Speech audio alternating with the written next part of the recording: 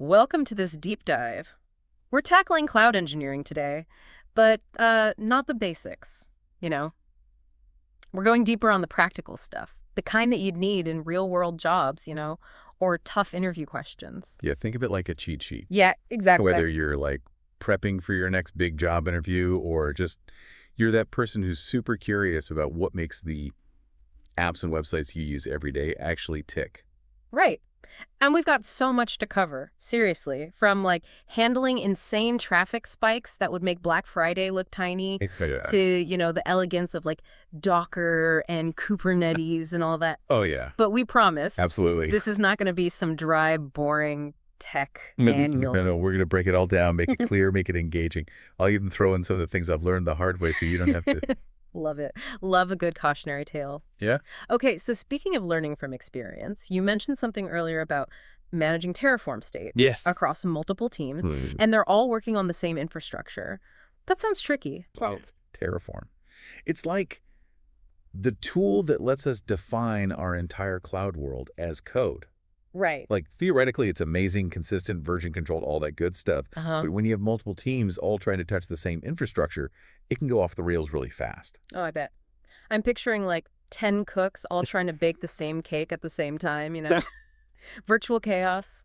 That's a good way to put it. Yeah, so how do you prevent that, right? Yeah. It all comes down to breaking things down and making sure everyone's on the same page. What we ended up doing was using Terraform modules.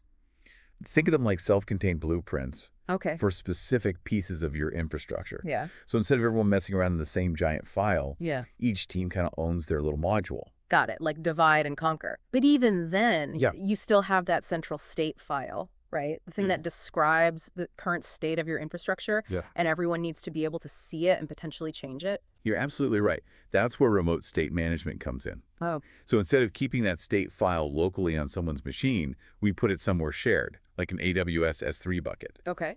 This way, everyone's looking at the same up-to-date information. And to prevent, two people changing things at the same time and breaking everything, we use locking. So only one person can tweak the recipe at a time. Exactly. Prevents a lot of headaches. Oh, yeah. Especially when you're dealing with something as complex as, infrastructure, I can only imagine. Absolutely. And this ties in nicely with AWS S3, because we just mentioned it. It's often used for storing these Terraform state files. Right.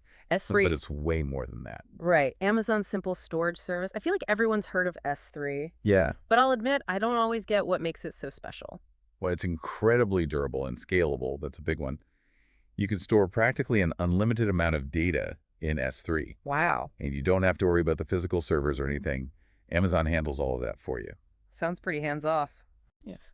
Super convenient. But I've also heard about these different storage classes within S3. Is that choosing different size boxes to put your stuff in? Yeah, that's a good way to think about it. It's really about balancing cost and how quickly you need to access your data. You wouldn't keep your everyday clothes locked in a vault, right? Right. So why pay a premium to store data in S3 that you rarely, if ever, need to access? That's why Amazon gives you choices. Okay, so break down those choices for me. What are the main S3 storage classes, and when would you pick one over the others? All right, so you've got S3 Standard, that's your workhorse, for frequently accessed data. Very available, durable, and it's quick to retrieve. Okay. But then if you have data that you need to keep, but you don't access it often, like maybe backups or archives, you'd probably go for S3 Standard and Frequent Access, or IA. Makes sense. So your everyday outfit versus your seasonal wardrobe, you only need a few times a year. Exactly.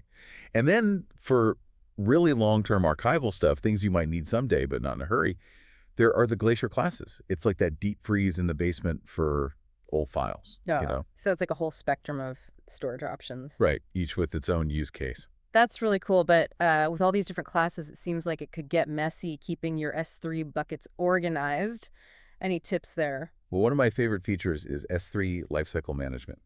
It's like setting up these automated rules to manage your storage, depending on how the data is used. Okay. You could have it automatically move data to a cheaper storage class as it gets older, like moving those seasonal clothes to the back of the closet or something. So like a robotic organizer for all your S3 stuff? Kind of. I love it. Okay, so we've talked about storing data, but what about making sure our apps can handle the real world, right? Right. Like, what about those huge traffic spikes that can just crush a website? You're talking about load balancing, right? And it's crucial. It's what keeps your apps running smoothly, even when things get crazy busy. Yeah. Think of it like air traffic control for your website, making sure all those incoming requests are directed to different servers so no one server gets overloaded. Okay, so load balancing is like a bunch of traffic cops keeping things flowing smoothly. Exactly. Prevent those digital traffic jams. I like it. But are all load balancers the same? I feel like I've heard of different types. Oh, yeah. There are definitely a few main types, each with their own strengths, depending on what you need. Okay, well, break it down for me. What are the different kinds, and when would you use which one? So in AWS, the big ones are application load balancers, or ALBs, network load balancers, NLBs, and then there's the classic load balancers, the CLBs. Okay, I'm getting a good, better, best vibe here. Uh-huh. Maybe a little bit. Yeah. So the classic load balancer, it's the oldest one. It's still around, but they're kind of phasing it out. Mm-hmm. It's okay for basic traffic stuff, Mm. but doesn't have all the bells and whistles of the newer ones. So if the CLB is like the basic model, what makes the ALBs and NLBs better? ALBs, they're built for the modern internet, Yeah. They can understand and route traffic based on the actual content of those web requests. Ah. So they're perfect for microservices and apps that need that extra level of smart routing, Yeah. Think of them like intelligent traffic cops, not just directing by lanes, but also looking at where each car is going. That is smart. Okay, what about NLBs? What's their superpower? NLBs are all about speed. Mhm. They operate at the network layer, which is lower down, more fundamental, which makes them super fast. If you have an app that needs really low latency, like gaming or streaming, NLBs are the way to go. Okay, so ALBs are brains, and NLBs are pure speed. Pretty much. I'm Yeah. starting to get it. But Okay. wait, besides just preventing those traffic spike meltdowns, what else is good about load balancing? Oh, it's also huge for fault tolerance and scalability. So let's say one of your servers just decides to take a nap, right? Yeah. The load balancer will see that and automatically redirect traffic to the other servers that are still working. Oh, so your site stays up even if part of it goes down. Exactly. No single point of failure. And if you need to handle more traffic overall, you just add more servers to the pool and the load balancer just handles it. Smooth sailing. Okay, that's amazing. So we've gone from preventing crashes to automatically adding more servers on demand. It's like, I don't know, cloud magic or something. Uh-huh. Yeah. It's pretty powerful stuff. Okay, but let's shift gears a bit. How do we package and deploy apps in the cloud? That's where Docker comes in, right? Docker. Yes, it's a total game changer. Okay. It lets us package our apps and everything they need to run, all bundled up into these neat little units called containers. Imagine them like shipping containers for your software. Oh, I like that. Right, instead of setting up the perfect environment on every single server, you just ship the whole darn environment along with the app, all in one container. So, like, no more, it works on my computer, but not on the server problem. Exactly. Bye-bye to that headache. The container ensures your app runs the same way everywhere. And it's surprisingly easy to use, really. Well, think of a Dockerfile. It's like a set of instructions to build your container. Let's say you have a basic Node.js app. The first line in your Dockerfile would be from Node.14. Okay. This tells Docker, hey, use a base image that already has Node.js version 14 set up, like starting with a pre-built foundation. Got it. So you don't have to reinvent the wheel every time. Yep. Then you'd use something like WORKDIR app to tell it where to put your app's code inside the container. Like setting up a little workspace inside the container. Exactly. Then you'd copy your package.json file. That's the one listing all the stuff your Node.js app needs to run. Right, like the dependencies and all that. Exactly. And then you'd run npm install to actually download and install all that stuff. Okay. Like gathering all your ingredients before you start cooking, I'm following you. After that, you copy in the rest of your app's code, open up the right ports, and tell Docker what command to use when the container starts up. It would be something like npm start to get your Node.js app going. That's it. It seems so much simpler than I thought. It really is. It's kind of beautiful how it simplifies things. I can see why people love Docker then. Makes packaging and deploying apps so much easier. For sure. But then the question is, how do you manage and deploy all these containers at a larger scale, right? Right, because one container is great, but what if you have a whole bunch of them? Exactly. And that's where Kubernetes comes in. Okay, so if Docker is like building the containers, Kubernetes is like... It's like the whole port that manages all those containers. Mm. Where they go, how they talk to each other, the works. Okay. It's what you use to manage these big, complex, containerized apps out in the cloud. So why do we need Kubernetes if Docker already builds the containers? Well, imagine you have like 100 containers, each Yeah. doing a different thing for your app. You got to deploy them across multiple servers, make sure they're healthy, handle any crashes, scale them up or down as needed. Oh, wow. Doing all that manually would be a nightmare, right? Yeah, that doesn't sound fun. That's where Kubernetes shines. It's like a conductor for your container orchestra, making sure everything's in sync and playing the right tune. Okay, I'm kind of getting it. So it's like a super traffic management system, but for containers, not cars. Exactly. This is getting good. But how do we let the outside world access these containerized apps that are running in Kubernetes?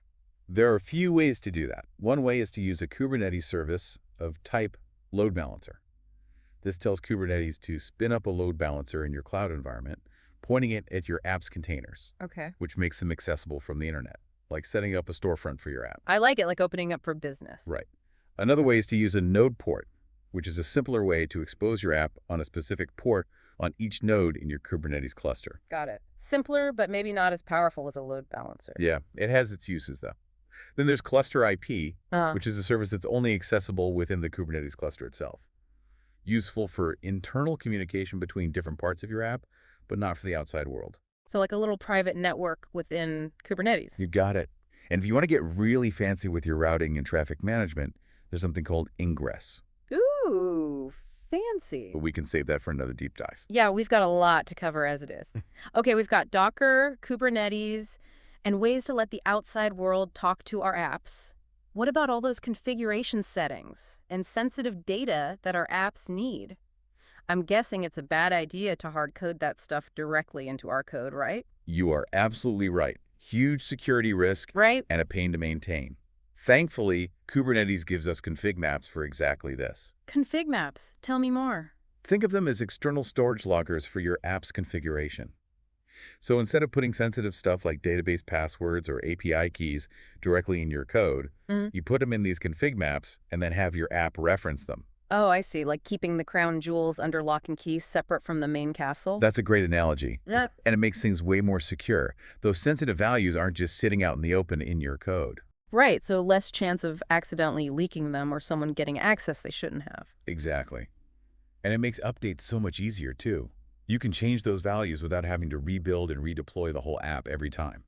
That's smart. Imagine having to ship a whole new container just to change one little setting. What a nightmare. Right. It's like being able to change the settings on your phone without needing a whole new phone, right? I love it. Okay, config maps. Definitely a game changer for managing app config. For sure.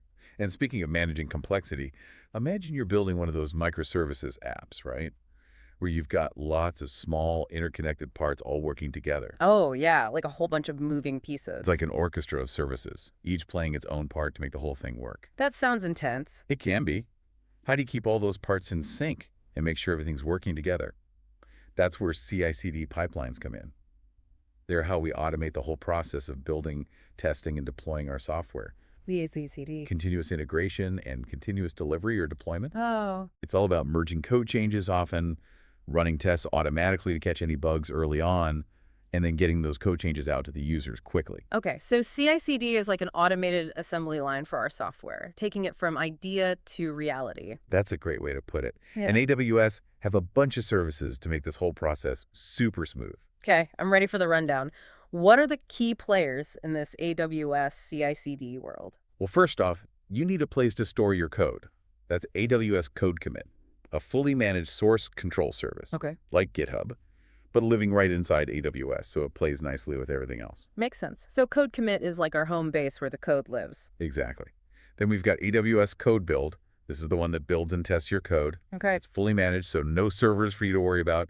It'll compile your code, run your tests, and get it ready to deploy. So code build is like the construction crew taking the raw materials and building something usable. Perfect analogy. Yeah. Now, depending on whether you're deploying directly to servers or using a Kubernetes cluster, you'd use either AWS Code Deploy or Amazon EKS. Code Deploy is great for automating deployments to EC2 instances, your regular servers. Okay. And EKS, which stands for Elastic Kubernetes Service, makes it super easy to run Kubernetes clusters on AWS. Gotcha. So code deploy is for regular server deployments, and EKS is the Kubernetes specialist. Exactly. But who's coordinating this whole operation, making sure all these different services are playing nicely together? That's where AWS Code Pipeline steps in. Code pipeline, the maestro of our CI/CD orchestra. You got it. And of course, there's good old Amazon S3 for storing all our apps files and stuff. Right. S3 always comes in handy. And if you need any custom automation, you can sprinkle in a bit of AWS Lambda, which lets you run code without managing servers. Lambda, yeah, the serverless wonder. Exactly. Add a little bit of magic to the mix. I am loving this CI/CD magic. But let's get back to reality for a minute, right? Imagine it's Black Friday and your website's getting slammed with traffic, like a tsunami of shoppers all hitting your site at once. Okay, I'm with you. What's your game plan? How do you handle that kind of load as a cloud engineer? First, don't panic. We've got this. Remember those auto-scaling groups we talked about? They're going to kick in and start adding more servers as the traffic goes up. Okay, so reinforcements are on the way. Exactly. And the load balancers will make sure that all the incoming traffic is spread out evenly. Right, so no one server gets crushed under the weight of all those shoppers. Exactly. We've also got caching. It's like setting up little supply depots closer to the front lines, so you don't have to keep running back to the main warehouse for every single thing. Oh, I like that. So we're strategically storing copies of frequently accessed data closer to the users so they get what they need faster and the main servers don't get overwhelmed. Exactly. Faster for the users, less strain on the system, win-win. This is brilliant, but how do you actually keep track of all this in real time? Like, how do you know if something's about to go wrong? AWS CloudWatch, that's our command center. CloudWatch. It gives us a real-time view of everything. Server performance, network traffic, logs, you name it. Wow. If anything starts to look fishy, CloudWatch will let us know right away so we can jump in and fix it. So it's like having a whole team of digital firefighters standing by, ready to put out any fires that might pop up. Uh-huh. That's a good way to put it. We're always ready. Okay, we've talked a lot about handling traffic spikes, but what about just keeping things running smoothly in general? Like, what happens if a server decides to take an unscheduled break or an entire data center goes offline? You're talking about high availability, right? Yeah. The holy grail of reliable systems. The goal is to have little to no downtime, even when things go wrong. High availability, got it. So what if my website is running on one server and that server just crashes? Oof, that's not good. Yeah, that's everyone's nightmare, right? Everything goes down. Exactly. So high availability is like having a backup generator for your website, keeping things running even if the power goes out. I like it. So how do we do that in the cloud? What's our backup generator? Well, in AWS, we use multiple servers spread across different availability zones. Okay, availability zones. They're basically physically separate data centers within a region. So like different buildings with their own power and cooling and all that? Exactly. So even if one data center has a problem, your app can still run from the other one. Okay, so that's like redundancy built in. I like it. And to make sure traffic always goes to the servers that are actually working, we use load balancers. Right, those traffic cops. They do health checks to constantly monitor the servers, only sending traffic to the healthy ones. So like a bouncer at a club, only letting the healthy servers in to party. Haha, exactly. But what about databases? They're pretty important, right? We got to make sure those are highly available too. Oh, absolutely. Databases are critical. That's where multi-AZ deployments come in. Multi-AZ, so the same idea, but for databases. Right. Your database is replicated across multiple availability zones, so even if one data center has a major meltdown, you've got a backup copy ready to go. Okay, redundancy for the win. But what about scaling the database? If we're adding more servers to handle traffic, doesn't the database need to keep up? You're thinking like a true cloud engineer. Yes, scaling databases is its own art form, but we can cover some key ideas. Awesome. Hit me with those database scaling secrets. Okay, so first off, we want to make sure the database is highly available, so we'll definitely use multi-AZ deployments there, just like with our servers. Right, got to have that redundancy. But to scale the database itself, we have a couple of options. One is to use read replicas. So imagine you have a super popular product page getting tons of views. Okay, yeah, that'll put a strain on the database. Instead of hitting the main database with all those read requests, we can create read replicas, which are basically read-only copies of the database. This lets the main database focus on writing new data, while the read replicas handle all those read requests, no problem. So it's like having a dedicated team of librarians just for checking out books, while others focus on cataloging new arrivals. Uh-huh. Love that analogy. And then depending on the workload, we can scale vertically, meaning we get a bigger, more powerful server, or scale horizontally by adding more servers to spread the load. Kind of like choosing a bigger truck or adding more trucks to your fleet, you know? Yeah, I see the connection. So it's all about choosing the right strategy for the job. Exactly. And we always want to keep a close eye on the database performance using monitoring tools like CloudWatch. Right. You've got to have that visibility. If things start to slow down, we can adjust our scaling accordingly. Proactive, not reactive. Always good advice. Okay, we've covered so much already. I know, right? But there's one scenario I'm curious about. Let's say you have a QA team who needs access to production data, but you obviously don't want to just give them the keys to the kingdom. Right. Security is paramount. How do you handle that kind of secure access across different accounts in AWS? That's where cross-account access comes in. Imagine you have two separate AWS accounts, one for production, one for QA. Okay, separate environments. The QA team needs to be able to get to stuff in the production account, but securely, right? Right. We don't want any accidental changes or anything like that. Exactly. One way to do this is with IAM roles. IAM stands for Identity and Access Management. Right. And it's like the foundation of security in AWS. An IAM role is like a temporary badge with specific permissions. Gotcha. We can set up a role in the production account that gives access to just the things the QA team needs, like certain S3 buckets or databases. Okay, so the badge is created. How do we give it to the QA team? We create a trust relationship between the accounts, basically telling the production account, hey, trust this QA account to use this particular role. Got it. So it's like a formal agreement between the two accounts. Exactly. Then folks in the QA account can assume that role using AWS STS, the security token service. STS. This gives them temporary credentials that match the permissions in that role. So like a temporary key card that only unlocks certain doors? Exactly. And then to really fine-tune the control, we can use S3 bucket policies, which let us define very specifically who can do what within a particular S3 bucket. Yeah. So we could give the QA team read-only access to certain files, for example. So like a virtual security guard at each bucket, checking everyone's ID and making sure they only do what they're allowed to do. Pretty much. By combining those IAM roles, trust relationships, and bucket policies, we can build a really secure and granular system for cross-account access. People can get what they need, but security is not compromised. Okay, I'm starting to see how all these pieces fit together. This is great. We've covered so much today. Terraform, S3, load balancers, auto-scaling, Docker, Kubernetes, CI/CD pipelines, high availability, database scaling, even cross-account access. I know it's a lot, but you're keeping up great. Well, you're making it easy to understand. I'm feeling like I've leveled up my cloud knowledge for sure. That's awesome to hear. And honestly, this is just the tip of the iceberg when it comes to cloud engineering. Oh boy, there's more. There's always more to learn. But it's an exciting field, constantly changing and evolving. Lots of amazing tools and techniques out there. I'm feeling inspired. But I think we need a little break to process all this amazing info before we dive into even more cloud adventures. I agree, a little mental digestion time. We'll be back soon to wrap things up and leave you with some food for thought. Sounds good. See you soon. Welcome back. I feel like we already covered a ton, but right. I know there's so much more. But yeah, just getting started. Okay, so before we go any further, can we circle back to Docker and Kubernetes for a sec? Sure. I know they're both container things, but I'm still a little fuzzy on like, what's the difference? Yeah, I get that a lot. People use those terms interchangeably, but they really are different things. Think of Docker as like the factory that builds the individual shipping containers, right? Yeah. Each one with everything your app needs to run. Kubernetes, though, is like the whole port, managing all those containers. Okay, I think that's clicking for me. Docker builds them, Kubernetes manages them. Exactly. But if Docker already handles the packaging, why do we even need Kubernetes? Well, imagine you have a ton of containers, like hundreds, each running a piece of your app. Oh, wow. You got to deploy those across servers, make sure they're all healthy, handle crashes, scale them up and down as needed. Yeah, that sounds not complicated. That's where Kubernetes comes in. It's like the automation and orchestration layer on top of all those containers. So it's like the brains of the operation. You got it. It handles service discovery, load balancing, health checks, rolling updates, all that stuff.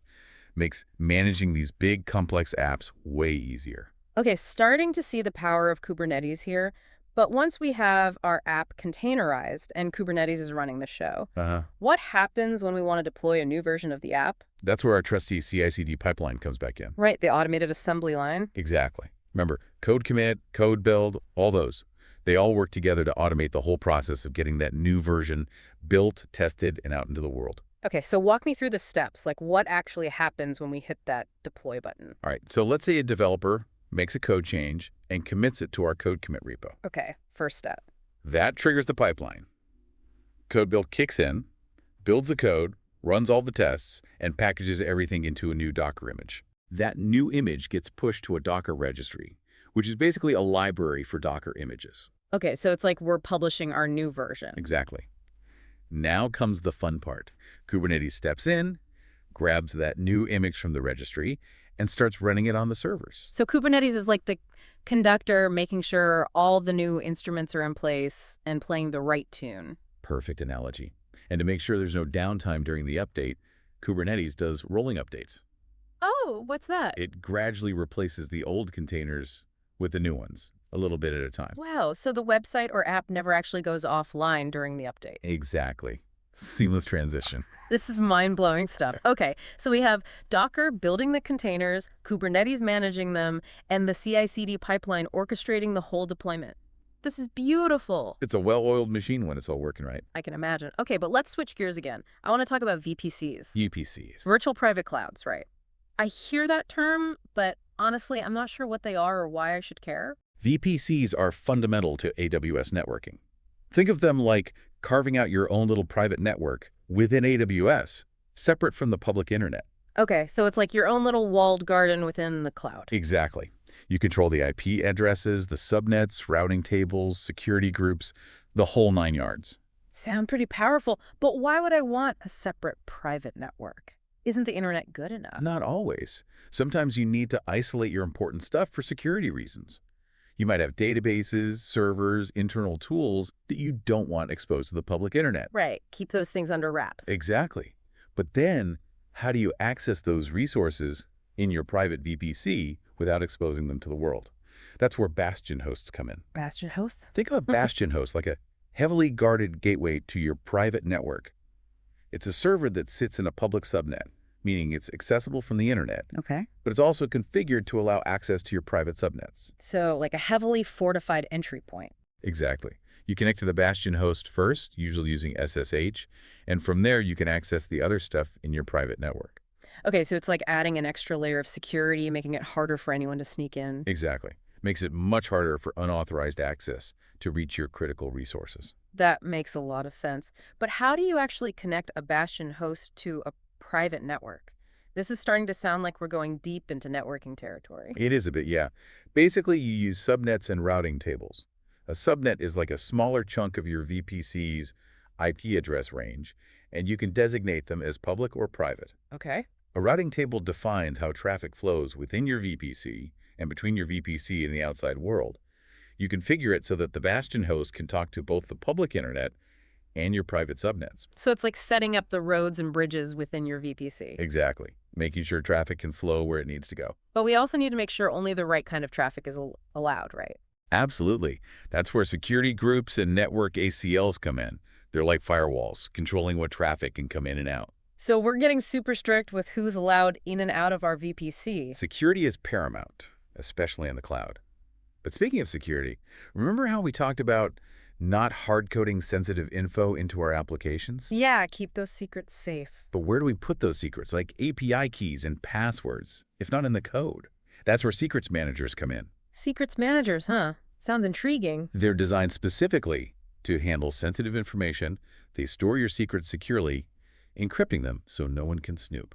Okay, so it's like having a super secure vault for all our digital valuables. You got it. You can store all sorts of stuff in there. Database credentials, API keys, encryption keys, anything you need to keep safe. So instead of having those secrets scattered all over our code, they're nicely organized and protected in one place. Exactly. Makes things much easier to manage and way more secure. I'm sold on secrets managers. But how do our applications actually get access to those secrets if they're not in the Toad? Do they have to go through some elaborate security clearance process? Not quite that dramatic. Secrets managers have APIs and SDKs that your applications can use to fetch the secrets they need. Yeah. When an app needs a secret, it makes a request to the secrets manager. Yeah. Providing the right authentication, of course. Right. Got to prove you're allowed to access those secrets. Exactly. The secrets manager then grabs the secret, decrypts it, and sends it back to the application securely. So it's like a secure whisper network for sensitive information. Uh-huh. I like that. But speaking of security and access control, can we go back to IAM policies and roles for a minute? I'm still a little foggy on the difference. Yeah, me too. Can you refresh my memory? Sure. IAM policies are like sets of rules that say what actions are allowed or denied. Uh-huh. They can be attached to users, groups, or roles. For example, you could have a policy that lets someone read stuff from an S3 bucket but not write to it. Got it. So IAM policies are like the rule books for our AWS environment. Exactly. Now, IAM roles are a little different. They're like identities that you can assume, meaning you temporarily take on the permissions of that role. Okay, so it's like putting on a different hat that gives you special access. Love that analogy. So, for example, you might have a role for a web server that lets it read data from a database. Makes sense. But how do you actually assume a role? Is there some secret handshake or something? Uh-huh. No secret handshake, but there is a mechanism called the STS Assume Role Policy. RTS. Security Token Service. Right. It defines who can assume a role and under what conditions, kind of like a security checkpoint that verifies your ID before letting you into a restricted area. So it's all about making sure you have the right clearance before you get access to those sensitive resources. Exactly. Security first. Okay, this is all starting to click. But I'm curious, in your real-world experience, have you ever had any major incidents that really put your cloud skills to the test? Like those moments where everything's going wrong and you have to think on your feet. Oh, absolutely. Every cloud engineer has war stories. Oh, I bet. Spill the tea. Well, one incident that comes to mind was this massive traffic spike that basically brought our whole application to a standstill. It doesn't sound good. It was like a perfect storm. A marketing campaign went viral, and we were suddenly getting way more traffic than we'd ever seen before. Yikes. So what happened? Did everything just crash and burn? It felt like it at the time. Our servers were overloaded, the database was struggling, users were getting errors and slow loading times. It was chaos. Talk about a trial by fire. How did you even start to figure out what was going on? Our first stop was CloudWatch, our monitoring dashboard. It showed us right away that CPU usage was through the roof and request rates were off the charts. And when we checked the database metrics, we saw that certain queries were taking way longer than usual. So it was like looking at the vital signs of your application and realizing it was in critical condition. Exactly. We needed to act fast. We immediately scaled up our servers, adding more instances to handle the traffic.